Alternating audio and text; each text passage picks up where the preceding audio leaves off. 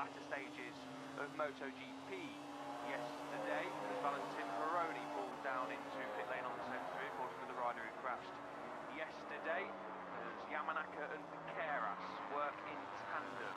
Keras, of course, fastest yesterday, so Yamanaka will be enjoying being latched on behind his teammate, potentially learn a thing or two. Of course, looked at the data yesterday as well between the pair and see where Yamanaka can just find a few tenths here and there.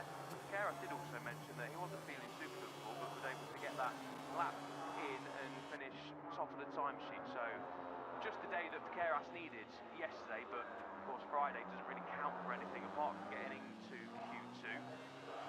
Afters for the Keras and David Munoz. This is down in towards turn 16. Keras, we know, does not mess about. He's just as elbows out as Munoz and has no problem repaying the favour that I'm sure David Munoz paid on him earlier on in the lap. But yeah, nice and close between those two. Just to make a comment about the timing screens at the moment, look at Lanetta, who's up there in P2. That's a really promising start to Saturday for him, because he was involved in that big crash with Valentin Peroni, which we saw yesterday afternoon, and subsequently Lanetta finds himself down in Q1. But if he started Saturday pretty well, looks like he should be able to come through it. Yeah, he'll be one of the favourites for sure to come through. That Honda was very second-hand, wasn't it? Lanetta was all okay, we saw him limping, but that's just the after effects of the fractured leg he picked up over in Assen, the Italian. Unfortunately wasn't able to, well, get out and fully recover in terms of feeling comfortable on the bike again. We saw him come out of pit lane once the bike had been repaired and suffer another problem. So yeah, through no fault of his own really, Lanetta had a difficult Friday afternoon, but up until that point he was looking pretty strong, and he's looked strong ever since his comeback, which we were expecting. Lanetta found that feeling he was missing on the front end over in Le Mans, and ever since then was in that podium fight until that unfortunate late crash that began in the chicane over at Assen, where he did unfortunately pick up that fractured leg, a nasty injury of course. But Lanetta has looked like Lanetta we know ever since his rookie season really, and of course he's moving up to Moto2. There he is on 58 with Stefano Nepper just behind him. Nepper incidentally into Q2 automatically for the first time since Argentina, I make it. So after a really tricky season, the most experienced Moto3 rider on the grid started to find a little bit of form on that Honda, which is nice. Yeah, and he needed to find some form, because it has been a season which started so well with P4 back at Buriram, and it really hasn't transcended into a season like we thought Stefano Nepper could have. I mean, I don't think anyone had him down for a title challenge or a Grand Prix victory, but you'd have had him up in the top 6 a little bit more often than he has been. And yeah, besides that, it's been a bit of a tricky season for Stefano Nepper, the number 82, currently 13th on your timing tower on the left-hand side of the screen. At the moment, Munoz leads Rueda. Oh, hello. So we've got Fernandez versus Almanza. Now, we saw all of this back in Motegi, and I don't think Adrian Fernandez was too impressed. It didn't really matter, because Almanza checked out anyway, crashed out at turn 7. These two battled yesterday in free practice 1, and it was a very sarcastic round of applause from Adrian Fernandez the way of David Almanza.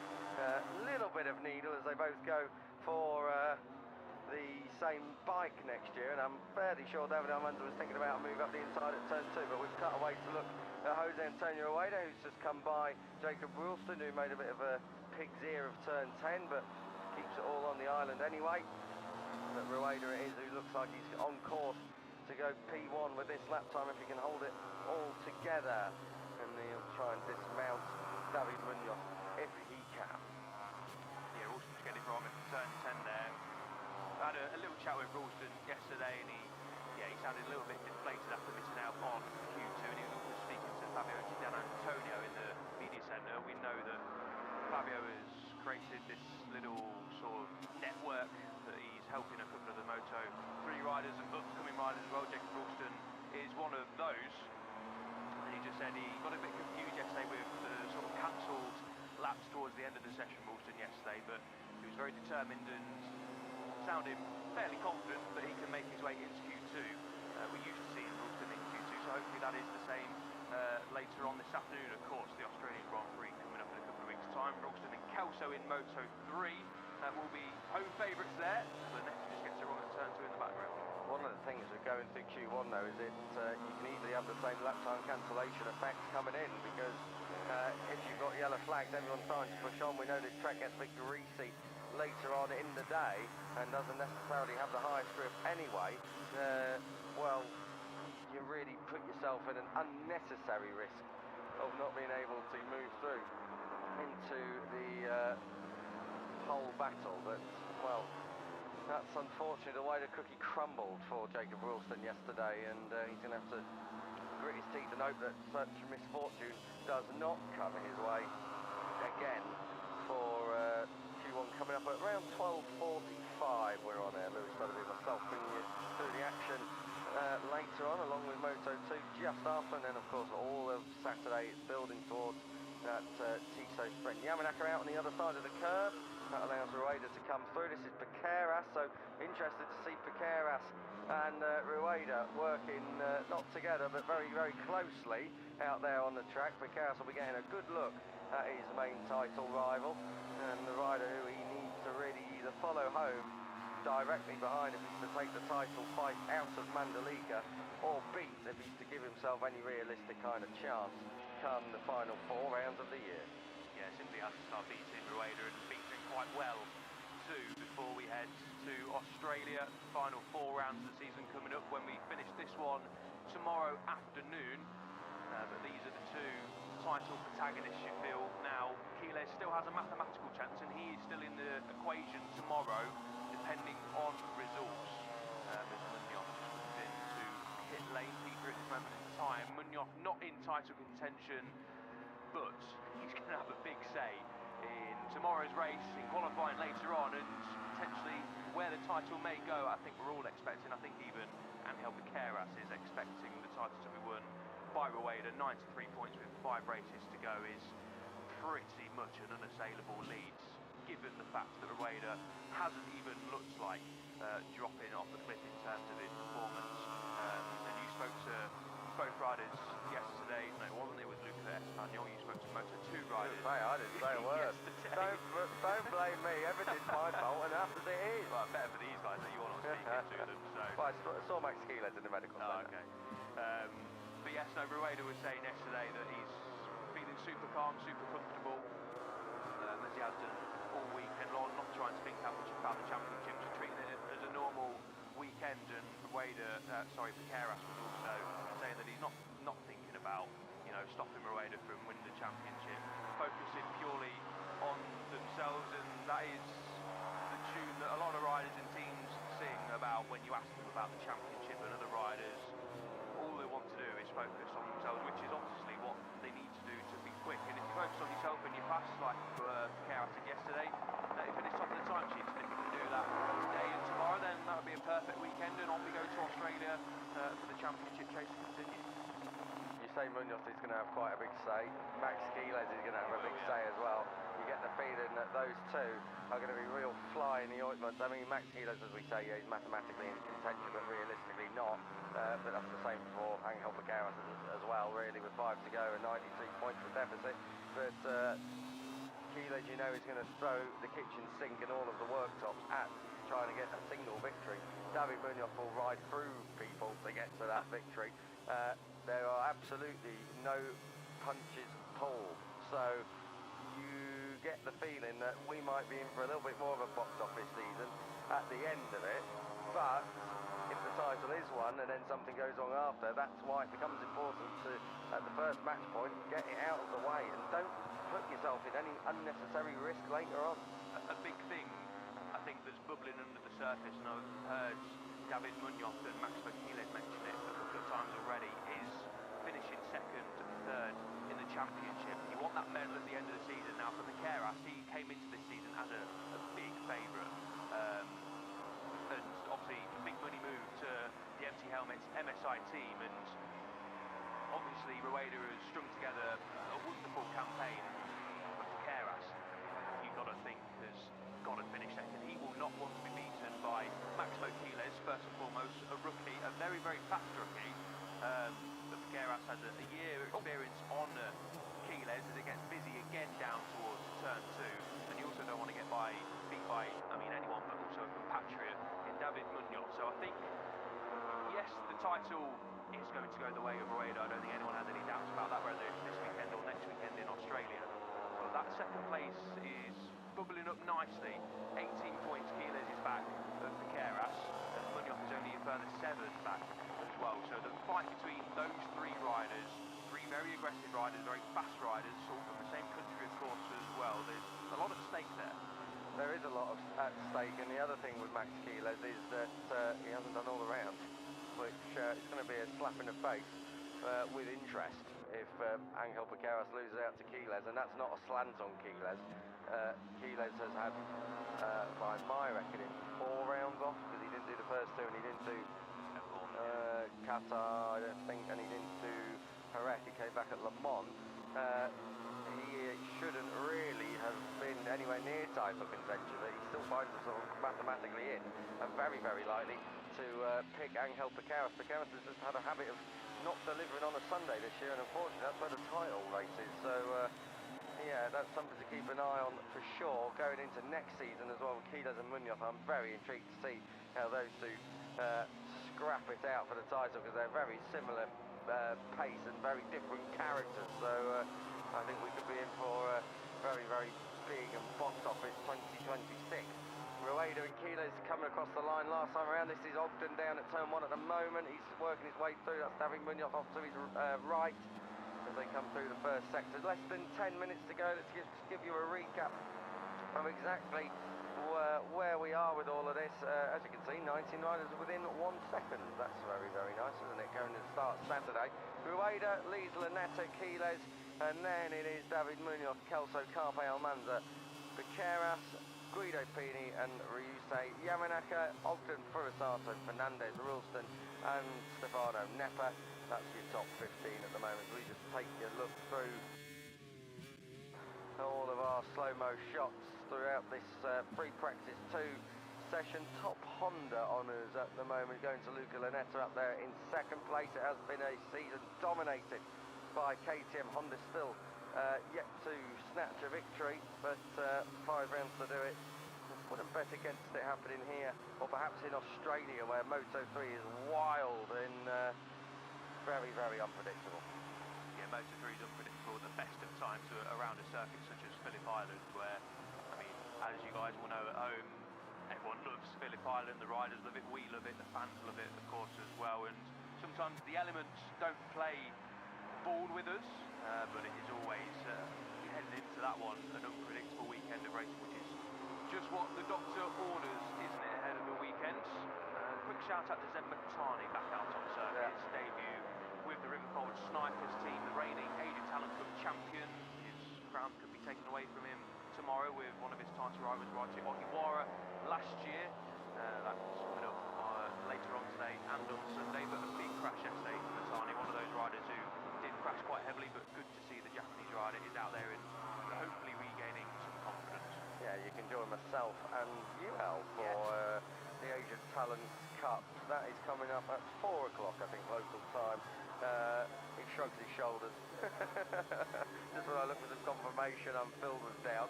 I think it's 4 o'clock here, local time. Could be 4, could be later. I believe it's 10 past 4, lights out. Local time, of course. We are UTC +7 here. And again, I get a flick of dismissal from the right-hand side of this comms box. Not doing very well today. Must do better. As must Max Quiles if he's going to land a pass here on Jose Antonio Rueda. I tell you what, that's a trio and a half, isn't it? Rueda, Quiles and Piqueras right behind them, keeping a watching brief at the moment. Quiles going to lunge up the inside. No, not this time. 7 minutes to go. In Moto3 FP2, you don't really win a lot by trying to make a pass. It's a bit rash at this stage of the day and at this kind of session. Was someone down there on the exit or of turn 16, or just wheeling very slowly down into pit lane? Well, we'll work that out in a minute. We haven't had any yellow flags, so I presume there wasn't a crasher, but it's caught something off towards the pit lane entry there. David Munoz has just improved his lap time at 1:37.219. That gives him just over a tenth of a quarter advantage over Jose Antonio Rueda, and then it's Luca Lanetta and Max Quiles. As I say, 6.5 minutes to go. At the moment, they're working their way through the second sector. This is where it is really, really fast, and this is where it bit a few riders yesterday, most notably, I think, Guido Pini in the morning, who got pinged right out the sunroof, and he was a big crash. How he walked off from that, I still don't know. And Guido Pini is feeling no pain from it, which is the most miraculous thing. He's obviously made of stronger stuff than the rest of us. I didn't need to lie down just talking about it, but Pini, fantastic in ninth at the moment. He's edging ever closer to that first Grand Prix podium. He's had his pole, he's had his front rows. Whether or not he's going to be able to get that first podium this weekend remains to be seen. He's got three very, very fast Spaniards to try and defeat to get that, and they are all on your screen right now. Rueda, Quiles and Piqueras, very much the class of 2025. Well, I said, what do you win by making a rash move? Maybe not too rash, but definitely brave at this stage of the session for Max Quiles. Obviously got good confidence and good feeling with the number 28 CF Moto Gaviota Asphalt team machine. Yeah, top three in the championship, all in the same picture in free practice to Quiles. Just saying good morning to Jose Antonio Rueda there through turn 15 and into turn 16. I think we're going to see plenty of action in the race, especially as Rueda just thinks better of it. I don't want to get too tangled up. Obviously, riders trying to mess with me a little bit. Adrian Fernandez, though, lapping all on his own and estimated to go P1 if he can hold this advantage through the final split. A very difficult corner to get right. Heavy braking zone on the angle as well into 16, and then fire it towards the final corner of 17, and then a short burst to the line. So Adrian Fernandez rise to the top of the standings. He's in P13 at this moment in time. Nobody goes second. A good lap time for the Honda rider. Yeah, he lost a little bit of time there in the final sector, didn't he? The Adrian Fernandez strategy is very much go out, set a load of lap times on your own, and see where you end up. And Adrian Fernandez doing very, very well in the moment. At the moment, indeed, up there in P2, and as we say, his future not confirmed. Where are Max Quiles and Angel Piqueras going? They're exceeding track limits. It won't be notched up there because it's not green. It is green on the inside there, though, coming through turn 14. So if you do exceed track limits and go on the green, that is a lap time cancelled. Right, turn 15 now into 16. This awkward right-handers, so many riders falling and losing the front there throughout the years. Then it's turn 17. Bold move to get the job done at turn 17, but it is possible in a race situation. Across the line, Piqueras doesn't improve, stays down there in ninth place. Tell you what, Adrian Fernandez is putting in a good run here of time attacks, isn't he? This is going to be, well, we'll take him through the third sector, but this is going to be a new fastest lap of the weekend if he can hold this up all the way. He's coming through 13 and 14 now, dances through the S's, on the power all the way out to the curb, and then across through 15. This is 15 right here, and then on the brakes all the way down in towards turn 16. Late apex, a little bit wide there perhaps for Fernandez, and then through turn 17. Bit of a moment on the front, that's fine for him. On the power now, he's got Zen Matani as a reference ahead of him. Adrian Fernandez, will it be the fastest time of the weekend? But it's the fastest time in the session for sure, and I think that is indeed the fastest time of the weekend. A 37.216 gives him a 3,000th of a second advantage, but that last sector being a bit problematic for the number 31.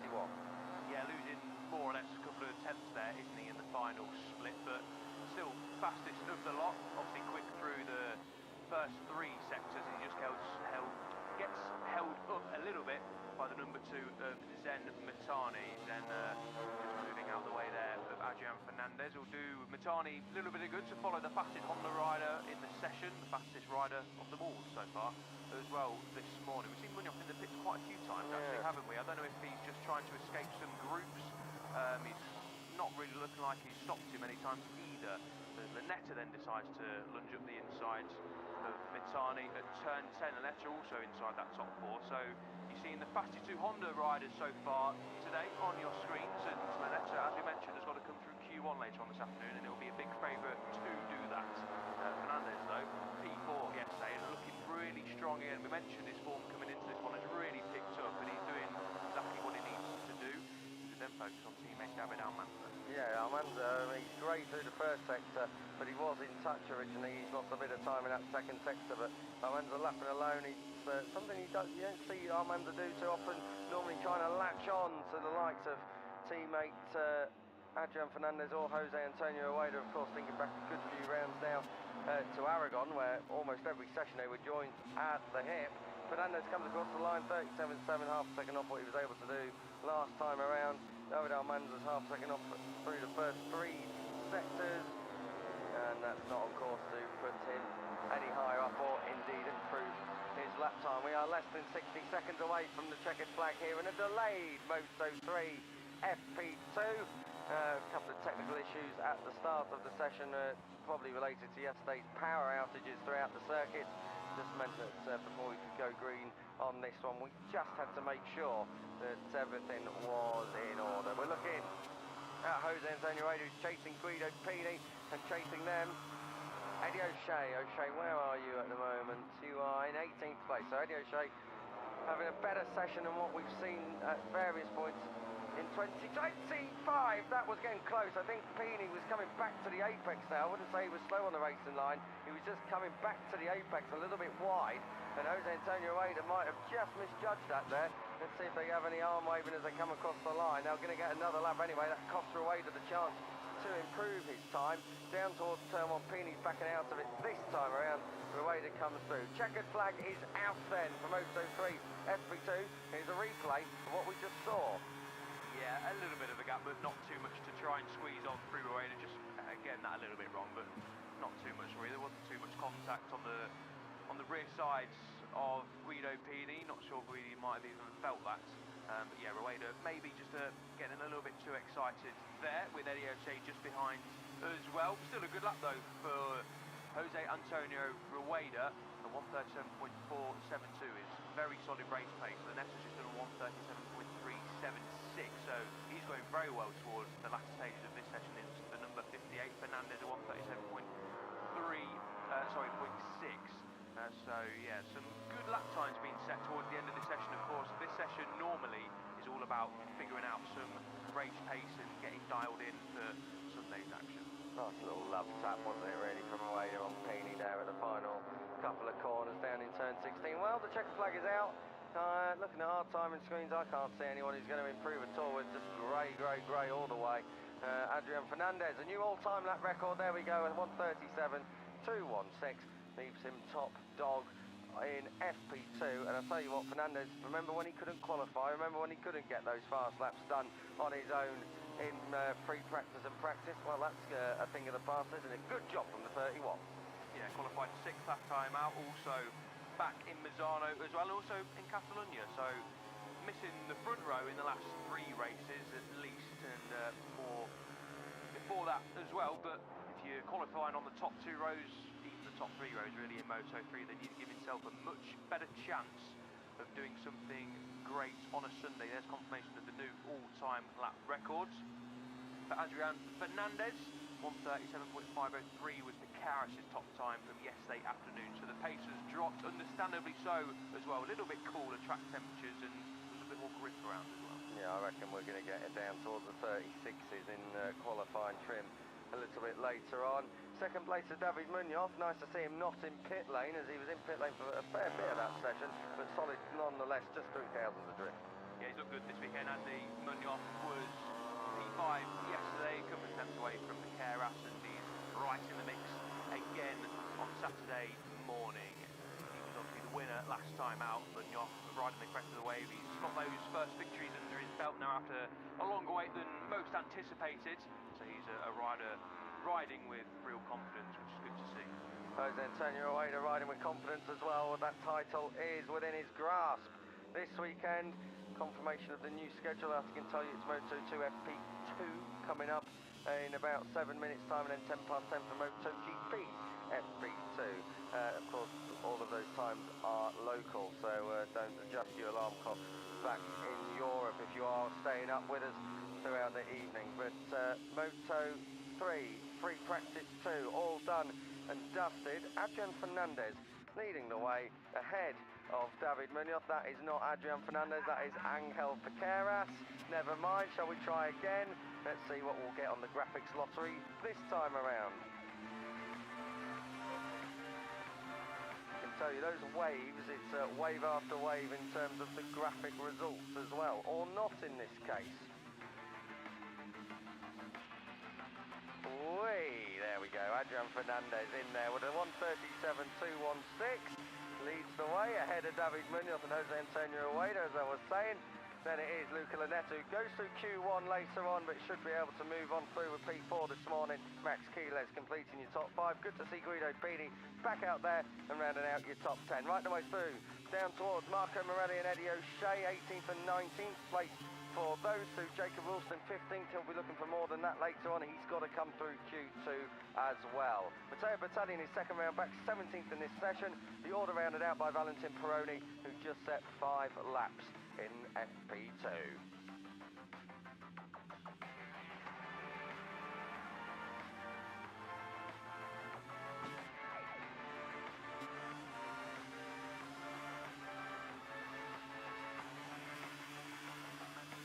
And that is all for Moto3 FP2. Lewis has already moved in. L is staying put. That means Moto2 FP2 is coming up. Enjoy!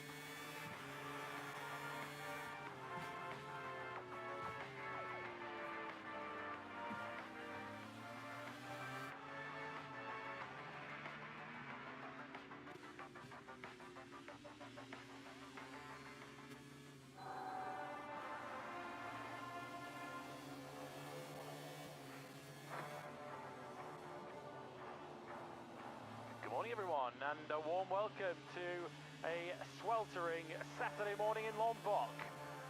There are a few worse places to be in the world, it has to be said, particularly when you get to watch the world's finest motorcycle racers do their thing. For a slightly delayed start to proceedings, we are just under 5 minutes away from Moto2 Free Practice 2. Moto3 already getting their session underway after that little technical delay. The wave's certainly picking up, and so soon will the action, with MotoGP qualifying coming up as scheduled in around about an hour and a half from now, following their Free Practice 2 session. Of course, a rather unpredictable MotoGP Friday we were treated to yesterday, with so many of the big hitters missing the Q2 cut. And Moto2, which is on next, wasn't immune from the surprises either, with some of the World Championship contenders having their strife, securing a place in Q2, and in one particular case, unsuccessful. A little bit more cloud cover over our heads this morning, but it is still baking hot.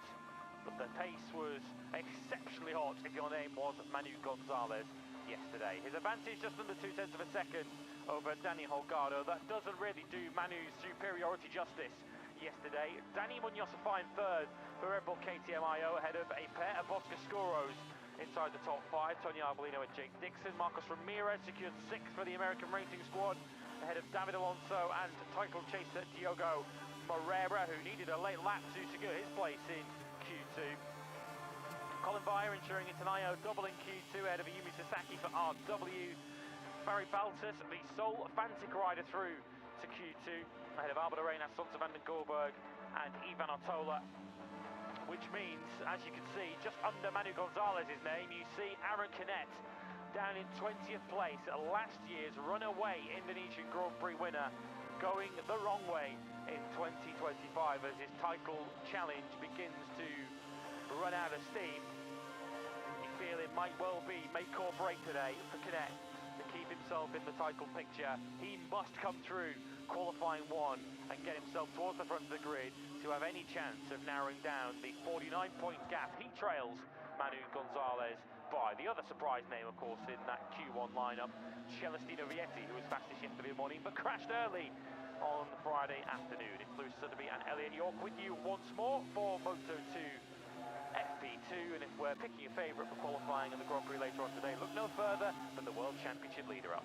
Yeah, superb yesterday, wasn't he? Manu Gonzalez just out of the block, straight away, straight down to business, feeling super comfortable. We were speaking yesterday actually, and quite an interesting revelation. He's had a a base setting so far this year that he's just absolutely loved, but his crew chief wanted to try Darren Binder's from last year, and well, you can see from the results that setting from Darren Binder last year, Binder picked up his best Moto2 result here last year. That's why they wanted to try that. Of course, Binder was racing in the Liquid Moly Dynavolt Intact GP team last year, and that base setting from last year, just wanted to try it in FP1 to see how it was, and as you can see, it worked very, very well, and Gonzalez stuck with it throughout the afternoon, and I mean, on the pace, we saw it yesterday, setting his fastest lap time on 13 lap old tyres, I think it was 12 or 13, one of the two. It doesn't really make much difference, half race distance, and he was dipping into the 132, 132.996, and then wasn't able to beat that when he went out on time attacks either. No one else really got within touching distance, only Holgado within 0.2 of a second, so a long way to go in this weekend, of course, but the perfect Friday, has to be said, for Manu Gonzalez, especially when he saw the fortunes of Canet again on a Friday, suffering big time. You are wise to sound the note of caution for Manu Gonzalez. Of course, he looked like the favourite to take victory and extend his World Championship lead a week ago in Japan before it all went wrong once he left the start line. Yes, we love MotoGP too. Those fans in the grandstands, boy does Indonesia love MotoGP. Of course, they have one of their own out on track in this Moto2 class, Mario Aggi, who was 23rd at the end of practice yesterday. So we're up and running with this Moto2 session. If you're just joining us, we are running around about 10 minutes or so behind schedule with this Moto2 session due to some technical issues pre-Moto3 FP2.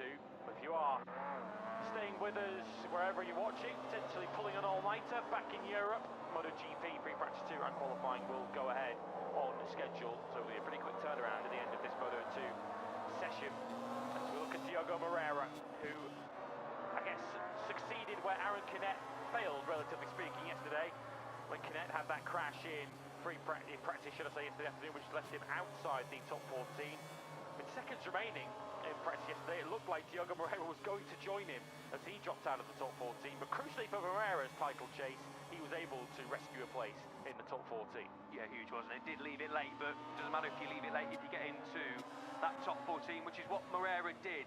Probably left it a little bit too late in terms of pressure on the shoulders of Moreira and in the team, of course, as well. Ital Trans would have been sweating a little bit. We're all sweating this weekend for different reasons, but extra pressure on the shoulders of that team to try and get into that top 14, because we know if you end up in Q1, there's no guarantee, no matter what you pace, you're going to get out of it. So yeah, crucial for Moreira to finish P8 overall yesterday.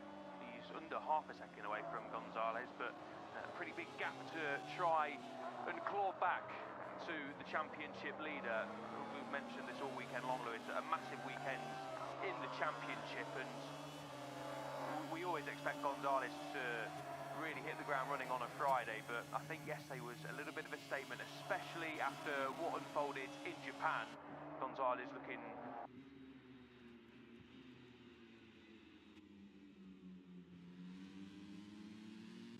superb again on a Friday, and then got pole position on the Saturday, and then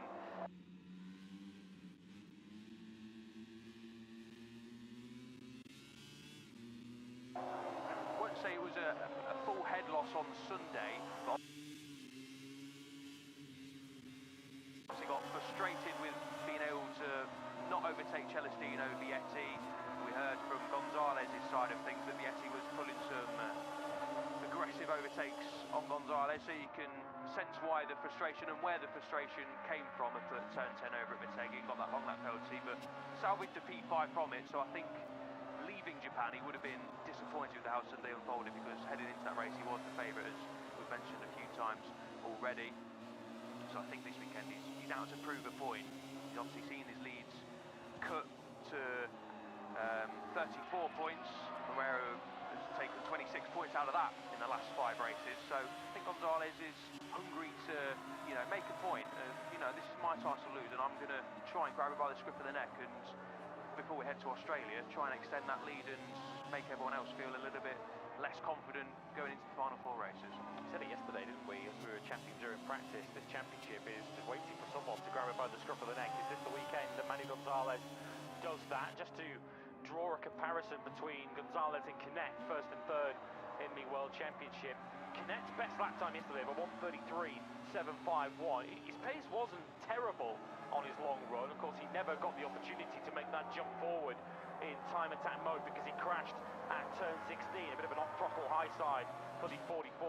But when you take Canet's 1:33.751, 15 of Manu Gonzalez's 18 timed laps yesterday were faster than that. That just underlines how much superiority Gonzalez appears to have at this early stage of the weekend. Canet's already pumped in at 1:33.714 in this morning session. That is immediately Canet's fastest lap time of the weekend. And I know we're prone to hyperbole in the commentary box. It's kind of what we do, but I said at the start of the broadcast, this is a bit of a make-or-break day for Aaron Canet's World Championship hopes. The races remaining are ticking off quickly. Only 4 more after this one. He already trails by 49 points, and if he doesn't go through Q1 later on today, I feel his championship challenge might well be over. Yeah, you could say that's hyperbole towards the start of the season, but at this stage it's absolutely not, I don't feel, because he's a rider that won here at a canter last year. Over 6 seconds was a victory. Now, obviously Moto2 and motorcycle racing in general changes from year to year. A week makes a lot of difference, let alone a year, but when you arrive at a circuit that you won at last year so comfortably, stuck it on pole position, set the fastest lap of the race, and then you don't even get into the top 14 on a Friday. We see an early crash for a forward of Jorge Navarro, who has gone down the road somewhere in the final sector. It says on the track map the yellow flag into 16, but I suspect, given how far he is into the gravel trap, he's lost it through 15 and ended up all the way in the gravel trap down in turn 16. That is a deep gravel trap that Jorge Navarro has gone into. You can see the damage to the back of his leathers. Let's take a look. Top of the picture, yeah, he's already lost it way before he arrives at the hairpin of turn 16, and that forward's going to need a hefty repair job before he goes out in Q1 later. Deary me. I don't want to speculate too much, but that looks like there was potentially an issue with the brakes there, because that's gone very early and very quickly. You don't normally see that into turn 15, and that's a big off for Jorge Navarro. He's just checking his right hand there. Obviously a fast get-off, a very fast get-off for the Spaniard, the experienced Spaniard, so fingers crossed he can either get out for a few minutes towards the end of the session. That's a big repair job coming up for the Clipboard Factory Racing guys down there, as this is a crash for Colin Vaya. That looks like it is turn 16 as well, potentially, or is that turn 2/3? I mean, it's sector 4 apparently, 16, so yeah, he's just on the outside of the, well, as you can see the forward fairing being carried away in the background by one of our hard-working marshals here in Indonesia. That looks much more like your conventional turn 16 get-off. Yeah, the Dutchman then, who had a solid day yesterday. Reminiscent of Canet yesterday, wasn't Exactly, it? yeah, just a little off-roll high side, which can sometimes be the nastier ones. Canet paid a visit to the medical centre yesterday. Vaya has got his bike up and running, thanks to the marshals for their help as always. Straight back into pit lane, so if you're going to crash anywhere and have a smallish crash, then you might as well do it on the entry into pit lane. Doesn't like too much damage there done to the Red Bull KTM IO machine, which is good news for Vaya, who finished 9th yesterday and straight into Q2 once again. The Dutchman, a rookie of course, is really starting to find his feet in Moto2. It's great to see. We know the talent that Vaya possesses, and we absolutely would love to see Vaya up at the front, challenging the likes of Holgado and Alonso, or Tola as well. We've got a very exciting group of rookies in Moto2 this year. I think a win for Vaya isn't too far away around the corner, especially heading into 2026. Of course, more where that came from for 2026 too, in terms of rookies moving up to Moto2, the soon-to-be world champion. I don't think it's jumping the gun to call him that. Jose Antonio Rueda's on his way up next season to partner Vaya in Red Bull KTM IO, and Carpiqueras moving up to partner this man, Ivan Ortola, who's also had a bit of a get-off. He's in the middle of that sort of bus stop section through turns 2, 3 and 4. Turn 3, the left-hander in that sequence of corners is where we've seen Ortola go down the road. Of course, we've got Luca Lunetta moving up to for 2026. He's joining Celestino Vietti and the Speed RS team on board a Boscoscuro. It's always the way in Grand Prix motorcycle racing. If you stand still, someone's going to come from a class further down and run past you. It's a constant state of evolution across Moto3, Moto2 and MotoGP. And here is your class-leading rookie on 2025. Danny Holgado takes over at the top, 1:33.080. We have already seen a lap record broken in Moto3 earlier on this morning. The pace clearly hot in Moto2 as well. Yellow's back out in sector 4, although this time it's not down to Aaron Canet. No, it's good to see for Canet. A better session so far as Diogo Moreira then second in the championship rides to P1. Good session again for the Aspar duo as Ayumu Sasaki. We get confirmation of the Japanese rider who has crashed. It looks like again turn 16 has bitten, unfortunately. Fingers crossed that Sasaki is okay. He is just slamming down the front brake lever there just to get it back in position, but yes, we're going to get a replay of it now. Where is Sasaki in this group? I think, yeah, just at the back. So, similar to really Jorge Navarro's crash. It went pretty early, not as early as Navarro, but slid down the road, and yeah, Sasaki just thumping the ground in frustration there. Obviously, not the way you want to start your Saturday morning for Sasaki, who is into Q2 later on this afternoon. So, no worries for Q1, but Sasaki's weekend just faltered a little bit, you have to say, Lewis, over his home Grand Prix. This is Ortola's crash, I believe, who was just behind Sasaki. Sasaki crashing later on in the lap. Ortola all okay, thankfully, as well. But that crash for Sasaki last time out, in qualifying in Japan, just hindered him slightly, didn't it? Was able to qualify for inside the top 10, but the race didn't quite come to Sasaki on home turf. Still picked up points, but yeah, Sasaki at the start of this weekend says he's hoping for a top 10. And he finished 10th yesterday, so if he can carry that through the weekend, that'd be a good job from the young Japanese rider. As we see Tony Arbolino now down the road, he's in the third sector. He's led, and yes he is, so the 14 has also gone down, proving to be a bit of an expensive Saturday morning so far for the Moto2 pack. We've already had Navarro down the road, Via, that's still Sasaki trying to recover from his crash further round. Was that the fifth rider now that we've seen down the road? Ortola, Navarro, Arbolino, Via and Sasaki have all bitten the dust inside 10 minutes this Saturday morning, and that went quickly for Arbolino. The second Boscoscuro to go down, along with two Calix and Potter forward, of course.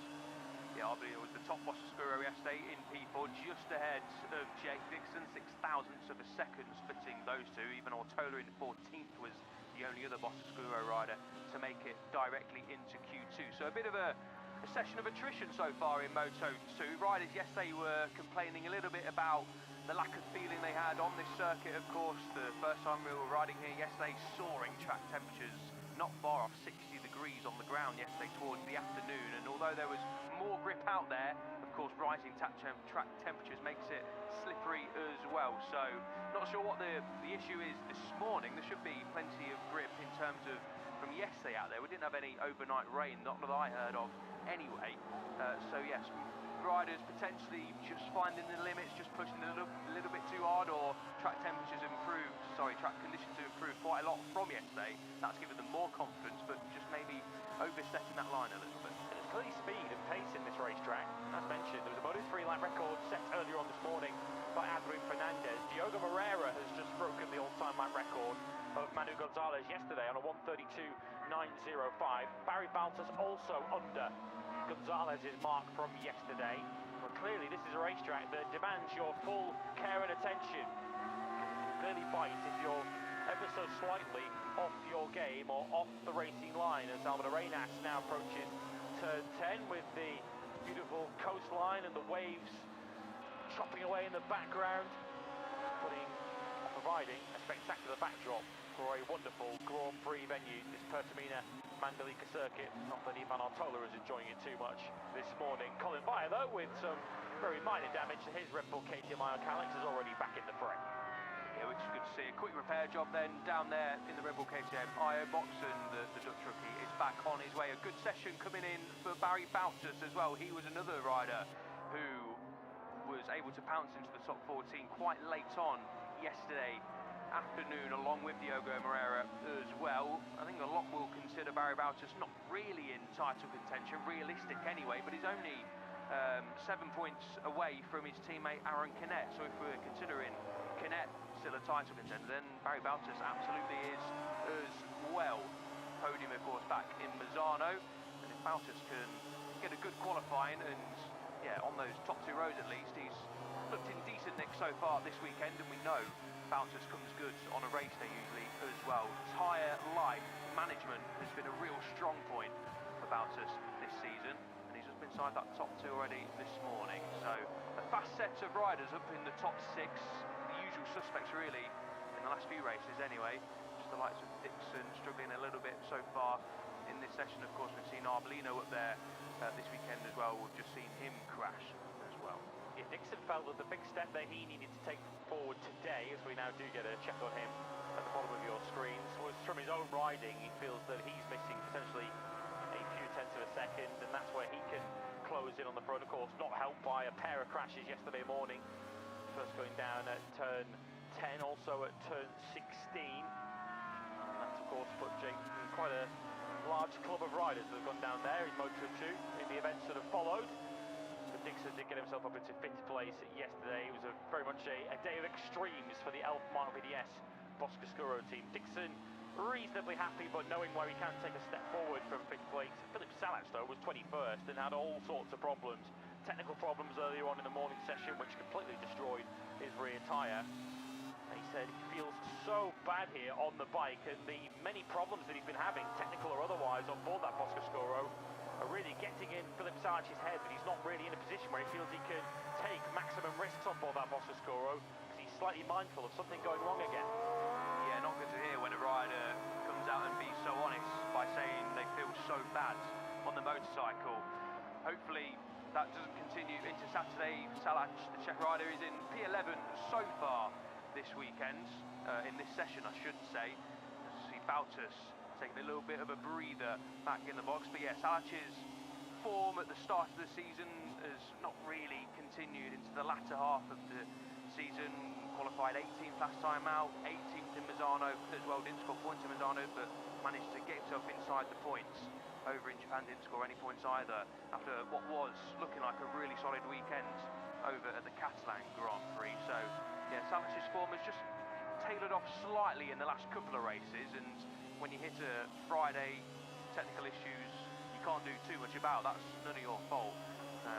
But when you're saying after Friday that you just don't feel good at all on the bike, you can't be feeling very good going into Friday. You probably don't sleep as well as you should do on a Friday night as well, but you've got to come into the weekend, Saturday and Sunday of course, with a fresh mindset, and it looks like so far Salac has found a little bit of rhythm at 1:33.5. That time yesterday would have put him inside